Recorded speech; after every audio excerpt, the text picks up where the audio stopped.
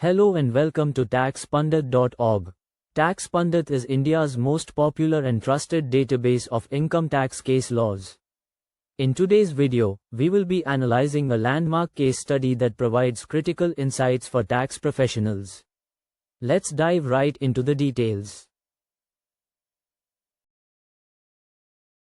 The case under discussion is Amitabh vs. Income Tax Officer, pronounced by Delhi Tribunal on 6 May 2026.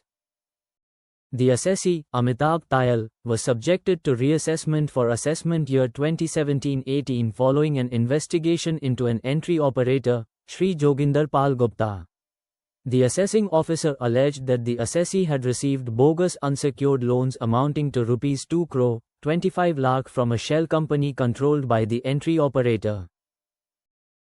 During the assessment proceedings, the assessee failed to comply, leading to an addition under Section 69D of the Act. The assessee's first appeal before the Commissioner of Income Tax Appeals was dismissed in limine due to a 6-month delay in filing, which was not condoned. The assessee then approached the ITAT challenging both the quantum addition and the penalty. Crucially, the assessee raised a jurisdictional issue for the first time before the tribunal. The notice under Section 148, issued on 18 July 2022, was approved by the Principal Commissioner of Income Tax instead of the Principal Chief Commissioner of Income Tax, PCCIT, as required under Section 151(2) of the Act.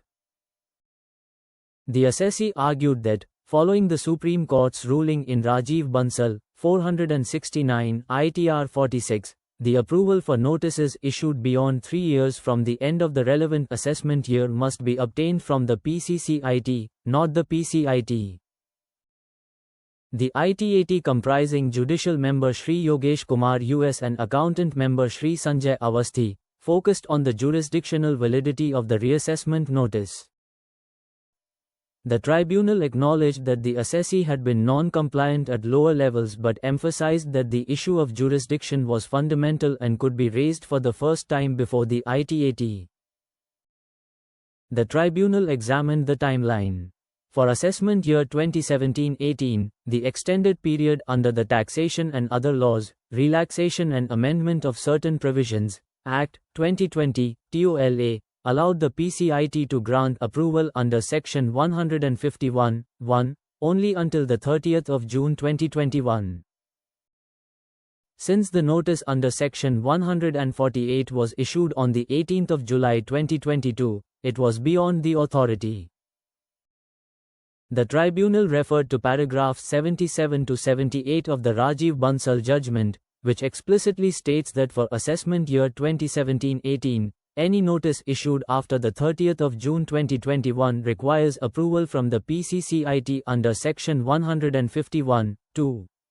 The approval in this case was obtained from the PCIT on 18 July 2022, which was nearly 12 months after the extended deadline. Therefore, the notice was invalid, and the consequent assessment order was quashed as being illegal and void ab initio. The tribunal also addressed the penalty under Section 271 AAC 1, which was levied based on the quantum addition. Since the quantum order was quashed, the penalty could not survive independently and was directed to be deleted. The ITAT allowed both appeals of the assessee, quashing the reassessment order and the penalty. The ruling underscores the importance of strict adherence to procedural requirements, particularly regarding the approval of reassessment notices under Section 151. The tribunal's reliance on the Rajeev Bansal precedent reinforces the principle that jurisdictional defects cannot be cured by subsequent compliance or by the assessee's prior non-cooperation. Question: what was the main issue in the Amitabh Tayal case?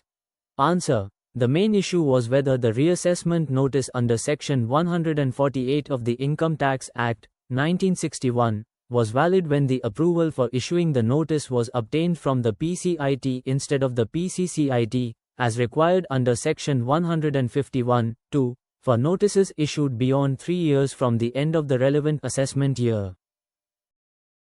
Question: Why did the ITAT quash the reassessment order?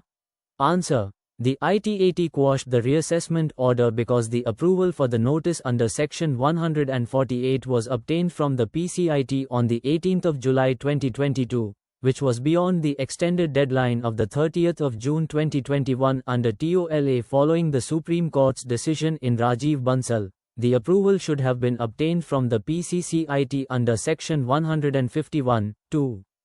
The notice was therefore invalid, making the assessment order illegal. Question. What is the significance of the Rajeev Bansal case in this ruling?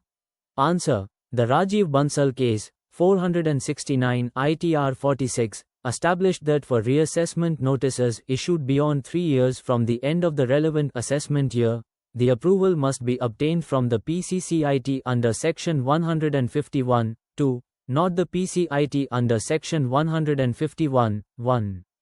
The ITAT applied this principle to the Amitabh Tayal case, holding that the approval from the PCIT was invalid. Question. Did the assessee's non-compliance at lower levels affect the ITAT's decision? Answer. No. The ITAT noted the assessee's casual approach and non-compliance before the AO and CIT appeals but held that the jurisdictional issue was fundamental and could be raised for the first time before the tribunal. The invalidity of the notice could not be cured by the assessee's prior conduct. Question. What happened to the penalty under Section 271 AAC 1?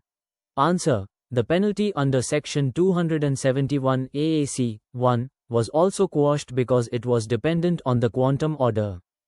Since the quantum order was invalid, the penalty could not survive and was directed to be deleted.